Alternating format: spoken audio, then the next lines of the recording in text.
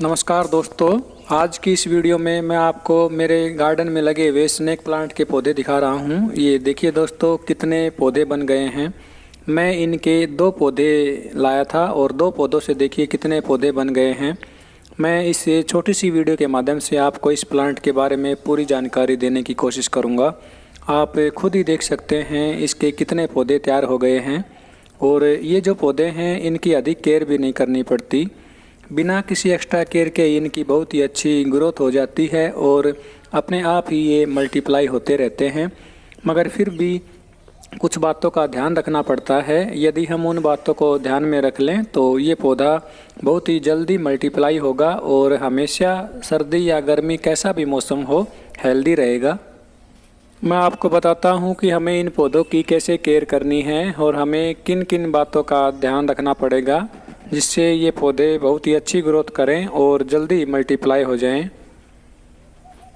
यदि आप इन पौधों का फास्ट मल्टीप्लिकेशन चाहते हैं तो इन पौधों को नीचे ज़मीन में लगा दीजिए। ज़मीन में लगाने पर ये पौधे जल्दी मल्टीप्लाई होते हैं। गमले में भी इनकी ग्रोथ हो जाती है और गमले में भी इनके एक पौधे के साइड से नए नए बेबी प्लांट्स निकलते रहते हैं। मगर यदि इन पौधों को नीचे ज़मीन में लगा लिया जाता है तो इनकी रूट्स जल्दी डेवलप होती हैं और इनके नए नए पौधे जल्दी तैयार हो जाते हैं। ये ऐसे पौधे होते हैं जिनको आप किसी भी प्रकार की लोकेशन में लगा सकते हैं। इनको अधिक सनलाइट की आवश्यकता नहीं होती है। यदि आप इन पौधों को टोटली इंडोर भी लगा लेते हैं तो भी ये पौधे सर्वाइव कर लेते हैं। मगर इनकी फास्ट ग्रोथ चाहिए तो आप इनको ऐसी लोकेशन में लगाइए जहां इन पौधों को हल्की सनलाइट मिलती रहे। जितनी अधिक इनको फिल्टर्ड सनलाइट मिलेगी उतना ही इनकी जल्दी ग्रोथ होगी। क्योंकि कोई भी पौधा हो, यदि उस पौधे को सनलाइट मिलती है तो ही उसकी अच्छी ग्रोथ होती है। चाहे कोई इंडोर प्लांट हो चाहे आउटडोर प्लांट हो, सभी पौधों को सनलाइट की आवश्यकता होती है और सनलाइट की प्रेजेंस में ही ये पौधे फोटोसिंथेसिस के द्वारा अपना भोजन तैयार करते हैं। आप इस प्लांट को इंडोर डेकोरेटिव प्लांट के रूप में अपने घर के अंदर भी रख सकते हैं। यदि आपको इसके पत्तों का कलर चाहिए तो इसको आप सनलाइट प्रोवाइड कीजिए। यदि ये टोटली छायादार लोकेशन में रखा रहेगा तो इसमें ग्रीन कलर अधिक हो जाएगा और इनके कलर का वेरिएशन नहीं रहेगा।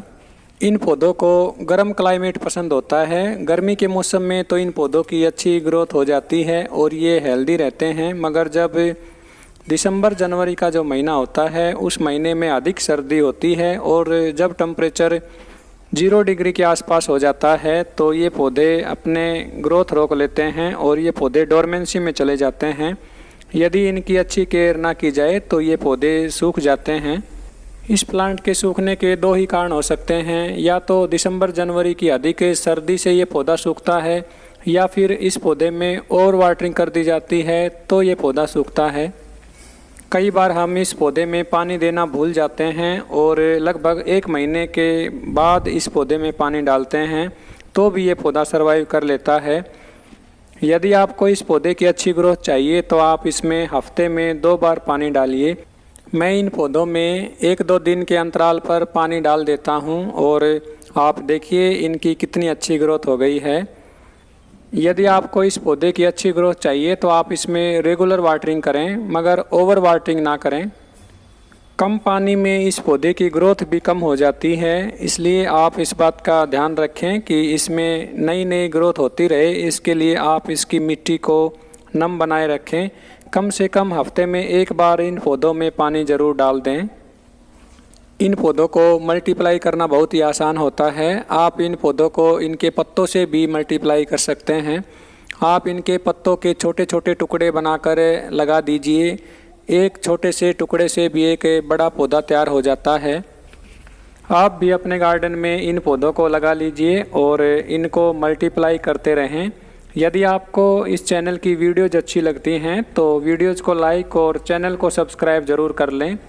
वीडियो में लास्ट तक बने रहने के लिए आप सभी दोस्तों का बहुत बहुत धन्यवाद। Thank you.